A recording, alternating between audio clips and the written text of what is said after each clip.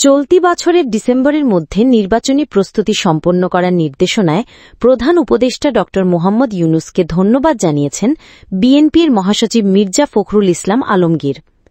বৃহস্পতিবার 10 জুলাই জাতীয় প্রেস ক্লাবে বাংলাদেশ ফেডারেল সাংবাদিক ইউনিয়ন বিএফইউজে এবং ঢাকা সাংবাদিক ইউনিয়ন ডিইউজে আয়োজিত এক আলোচনা সভায় বক্তব্য দেন তিনি। মির্জা ফখরুল বলেন, ড ইউনূসকে ধন্যবাদ জানাতে চাই তার নির্বাচনী প্রস্তুতি সংক্রান্ত নির্দেশনার জন্য। এটি অত্যন্ত ইতিবাচক একটি উদ্যোগ।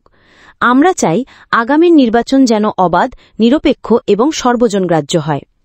সীমান্ত হত্যা নিয়ে বক্তব্য রাখতে গিয়ে তিনি বলেন, সীমান্ত হত্যা কোনোভাবেই হালকাভাবে নেওয়ার বিষয় নয়।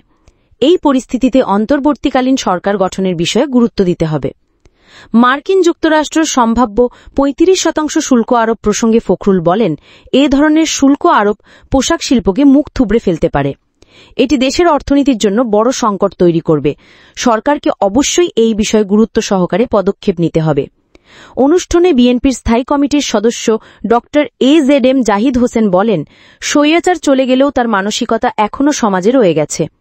তরুণ নেতৃত্বের কেউ কেউ বলছেন, অমুক না হলে তমুক হবে না। এই মনোভাব আর স্বৈরতান্ত্রিক আচরণ একও অভিন্ন। ফেসবুকে পোস্ট দিয়ে সাংবাদিকদের হুমকি দেওয়া হচ্ছে, এই ভাষা গণতান্ত্রিক সমাজের নয়। তিনি আরও বলেন, জুলাই অভ্যুত্থানের পর মানুষের মধ্যে আশার সঞ্চার হয়েছে। এই বিজয় ধরে রাখতে প্রয়োজন ধৈর্য এবং সহনশীলতা। জনগণ সব দেখছে, তাদের বোকা ভাবা ঠিক হবে না। অতীতে যারা এই ধরনের দমভক্তি করেছেন তারা আজ ইতিহাসে নেই।